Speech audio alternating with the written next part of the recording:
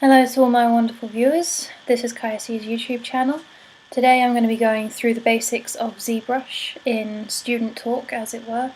It's been a while since I've done any videos. I've had a lot going on the last couple of years, but I'm now in the third year of my animation course at De Montfort University in Leicester, and I've recently started learning Zbrush, so this is going to be useful for me in terms of keeping track of what I'm learning.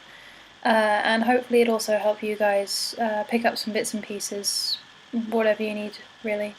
So if you have any requests of specific things you want to learn in Zbrush, then by all means ask me for them. But in the meantime I'm just going to go over the basics and I'll cover different bits and pieces as I come to it. I'll go over basic coloration and more detailed modelling and exporting maps and all that kind of stuff. So yeah, I will see you on the Zbrush screen. Okay, hi. We're on the Zbrush screen right now. So this is what the basic program looks like. This is how it'll automatically be set up for you when you download it. Probably, hopefully. Okay, so the basics of this software.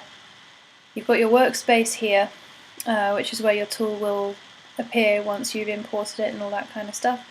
You have buttons down the side here. All of these will adjust the frame in it, so you can use it to move your actual frame around the screen. You can scale it closer. For example, this is fit to screen at the moment, so these will give you different set screen sizes.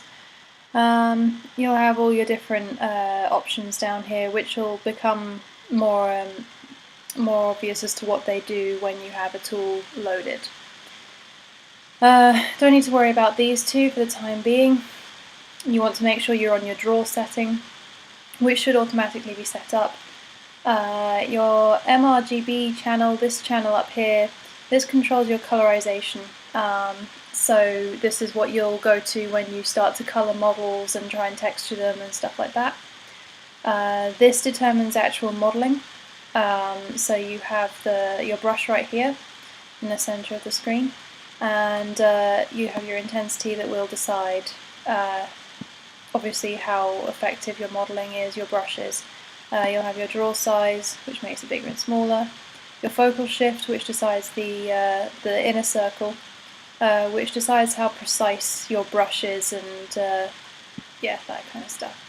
You also have your add and subtract tool, so you can either add texture or take texture away. Okay, so that's the basics you need right now. When you're opening up a new model, there are a couple of ways to do it. If you're importing an OBJ, you want to use this one here. So you want to import, let's see what I've got here, that one, go for this one. Scenes. Okay, so this is the OBJ, and you want to import an OBJ, and that is what will appear in your tools right here. So these things, your models aren't classed as models here, they're classed as tools. So you'll have to remember that to make sure you don't get confused by what it means by that. At the moment this is around 200,000 polygons, it's quite dense, but I think the maximum that Zbrush can go up to is about 5 million polygons, I think, something along those lines. So what you want to do is you want to draw your tool once you've got it selected in here. You can go through all of the different tools you have available with this slider, but obviously I want to go with the one I've loaded. And you want to draw it out, but you want to be careful. You don't want to just keep drawing it out, because if you do that, you will get loads and loads and loads of models, and that's not what you want. So let's go to document, new document. No. Okay, so we have a clean document, and you want to do it once.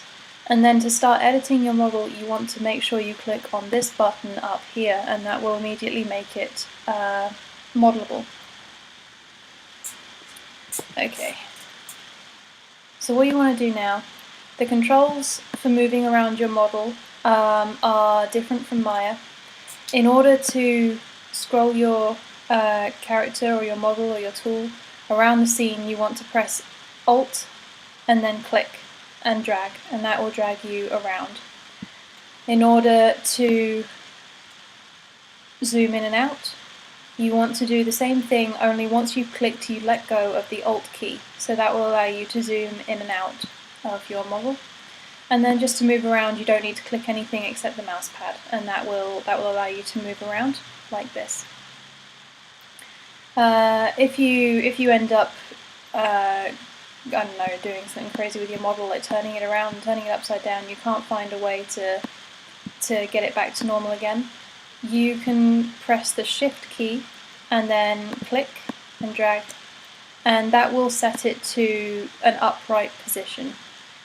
So if I do this, for example, and Shift and click and drag, that will set it straight for me again, so that snaps to the nearest local point.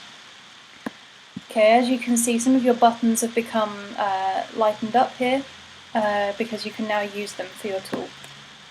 So if I just zoom out, okay, that's a bit too zoomed out. Right, so we can move it like this with these buttons. All you need to do is click on them. You can scale it, and you can rotate, all using these buttons down here as well. You have your polyframe as well, which will show you your topology and the amount of polygons you've got in there. So obviously this one's quite dense. Okay, you can turn that off down there. You can activate edit opacity, which will obviously change how see-through your model is. You've got perspective, which puts it into a perspective distortion, so you can see what it would look like real time, like that. And then obviously I've already shown you these ones. That changes the size of the actual document. So this screen around here, this is your actual document. And one thing you want to remember when you have a model like this is you don't want to save it as a document, because all that will do is save this picture right here. It doesn't save the 3D space, it doesn't save any work that you've done to it, it just saves an image. The way in which you save tools is by using the Save As under the tool option. Your tool option is also up here if you get a bit lost. So you don't want to go to Document and Save As, because that will just save one picture. However, you do still need a new document to actually work in. Okay. Alright, so that's that. You can save your tool. Once you've imported a tool and saved it as a ZTL file, you can load a ZTL file. So you just go into Load Tool and it will show you, if you're using a Mac, this is what it'll look like. We'll have ZTL at the end and you can upload all of those. Okay. Right, sometimes when you upload a new model or you use a new object like a cylinder or something from here, sometimes you won't be able to actually edit them with this button here. And the reason for this is you want to make it a polymesh 3D tool, which means that it turns it into a 3D tool that you can actually work on. So you want to make sure you click that. So most of the time when you've imported it from somewhere else, it will already be a polymesh 3D tool. But you can double click it anyway, just in case you're not certain. And that might be one of the reasons if you're having any troubles editing a tool and it's not letting you do it. That'll probably be why to start off with. You've also got your lightbox tools here, which will show you all of your. This will normally pop up when you first open Zbrush every time, but obviously these can be used if you need to practice or if you want to mess around with some basic meshes first, and then you can just turn that off using that as well. Okay, all of these menus down here is where you will find most of the tools that you will need. when it comes to editing your model itself. So in here you have your layers and your subtools. So for example, this is my main tool, but if I want to insert a new tool, I can do that, and then that will insert it for me. Okay, so you can see that's been inserted on top as a separate mesh, so when I click on one of them, that will become an active mesh and the other one will no longer be able to be modelled. You can also use these eye tools to turn your model on and off on the screen, just to make sure it's not getting in the way of anything else. Okay. If you want to move your tool, you can go to Geometry, Position, and you'll have all of these here, and it will move them along the lines and all that kind of stuff. And then you can go to Size. You have an X, Y, and Z one, which will change the whole thing proportionately. Interesting position there. And you can change it lengthways, widthways, and all that kind of stuff. So that's where you'll find that. Also under the geometry, you'll find all kinds of different bits and pieces, like reconstructing subdivisions, which will bring your mesh down to the absolute most basic level that it possibly can. So if I go to this one, and I'll turn you off because I don't need you, and go to Geometry, Reconstruct Subdivisions, that will then bring it down to one of the lowest points it can possibly make it. So you can actually see more of the polygons in here now, whereas that is the higher level. Okay. Okay. You've also got your Z remesher, which I will go through with you at a later point. You have modifying topology, repositioning all your models, all that kind of stuff. If you want to divide it more, you can, and that'll give you more polygons. You've got layers, they're not really important right now. So yeah, all of these different menus will give you different things that you can mess around with. Visibility, polygroups. I'll go through colouring and UV mapping and all that kind of stuff in a separate tutorial. Right, down your left hand side you have all of your textures and materials and brushes and all that kind of stuff. So if I click on materials, it will have to load them all first. But when you hover over all of these materials, it will show you how your tool will look like in each of those models. So you can have a cool chrome effect, or I don't know what that's supposed to be. Yeah, colorized glow, rainbow, that's always fun. But I usually go for a basic material because that's it's the closest to Maya's basic material that you can get. And it also shows colours much better as well. Okay, so these are your brushes. You will have, you'll have a lot of basic brushes to start off with. If you type in a letter for the beginning of any tool that you're looking for,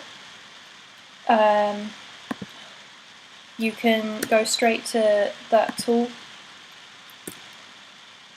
break, and it will show you a selection of all the tools that are under that letter.